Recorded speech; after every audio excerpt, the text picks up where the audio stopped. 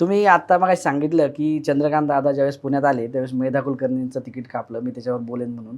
नेमकं काय झालं होतं? नेमकं काय का एक उदाहरण देतो तुम्हाला. थोडं कोणाकोणाला ऐकायला थोडं नाही हार्श तुम्ही वाटेल. बोला, आज तुम्ही बोललं पाहिजे.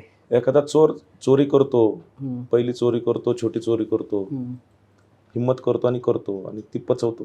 हं, हं, त्याची हिंमत वाढते, हं, हं, चालतंय.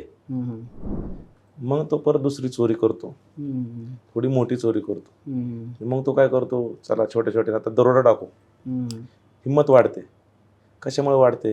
पहिली पचल्यामुळं. हं, मेधाताईंचं तिकीट जेव्हा रद्द केलं, जेव्हा मेधाताई रडत होत्या ढसाढसा, तेव्हा एवढी माझ्यासमोरच्या गोष्टी आहेत, तेव्हा त्यांना एवढ्या चुकीच्या प्रकारची वागणूक देण्यात आली चंद्रकांत दादांकडनं. हं, त्यानंतर तेवढ्या दिवसात त्यांनी निवडणूक काढली. आम्ही सर्व झटलो. त्या निवडणुकीत अमोल वाडकर एकमेव कार्यकर्ता आहे, ज्याने 5,000 लोक गोळा करून सभा लावली होती चंद्रकांत दादासाठी.